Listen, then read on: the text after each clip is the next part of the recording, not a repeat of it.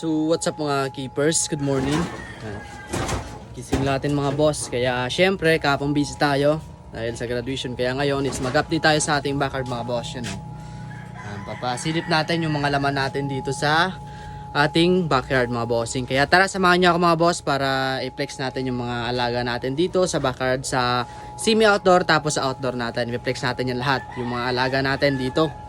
Halos lahat mga balon molly. Madami kasi PPM sa akin kung meron ako beta, yan tetra, iba-iba pang mga isda. Wala po mga bossing, kundi molly lang yung alaga natin. Kaya let's go.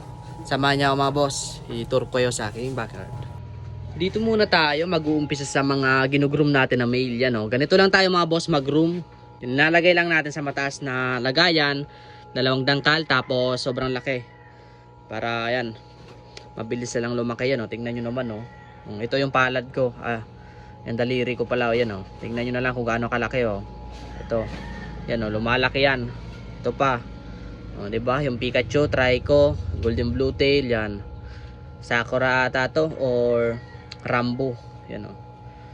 Then, ito yung mga male natin na shooter type, kumbaga ginagamit sa mga pang breeding, mga pang material. Yan, ito pa, mga breeding. Then dito yung mga female natin nakaseparate na para mag-jumbo. Yung iba kasi nagtatanong kung bakit ba natin sinisiparate. Kasi sinisiparate natin yung mga female sa male para kumbaga hindi agad mag-mature yung katawan. Kasi kapag pinasundutan nyo yan, magmamature agad yan. Kaya mas mainam is i-separate nyo yung female and male para ma-achieve nyo yung hinahanap nyong katawan, yung mga sobrang lalaki.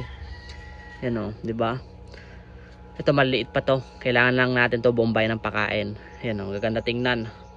Dito lahat yan dyan PKBM mga boss yan, oh. Tingnan nyo na lang mga PKBM. Then dito mga PKBM, yan, yan, sword tail, PKBM bale tail, yan, PKBM, PKBM, PKBM, then PKBM.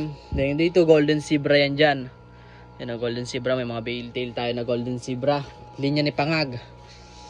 Ito yung PKBM red eye. Mga fry natin dito rin nakalagay lahat yan dyan, may mga fry. Mga nagtatanong kung saan natin nilalagay yung mga fry, dito lang mga boss. Yung aquatic plants natin, oh, laki na. Yan. May mga laman naman yan dyan isda kasi naglalagay tayo dyan ng isda para kumbaga hindi pinamamahaya ng mga lamok. Yan. Dito mga male golden zebra, ito yung kinoculture natin ng dap nya. Dito nakalagay konti na lang kasi di natin naasikaso, napapabayaan lang. Kaya tara mga boss, samahan niya ako, doon tayo sa likod. Dito tayo sa likod. Mga male natin. Yan. Then ito mga fry natin dito. Siyempre. Mga grow out tank natin dito nakalagay sa labas. Yung mga maliliit pa jubi. Yan, o. Ito BKBM mga bossing.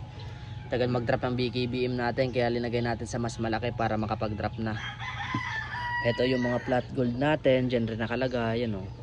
Yellow glass belly, tuxedo koi. Then ito, isang ribbon na male. Then dito mga bale tail din dito nakalagay, yan mga bale tail. Dito mga full gold guppies, yan yung mga laman ng isda natin. Ito yung pag-giveaway natin sa mga solid supporter natin mga boss, yan, oh. Giveaway, dami kasi. Mga trico-reded natin yan, oh. Maganda, lalaki na.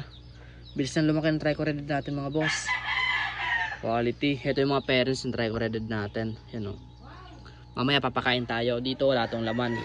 Ayusin lang natin yung mga lilinisan natin dito kasi kapon na busy tayo. Yan. Bawi tayo syempre. Kaya yan, sambagsak muna.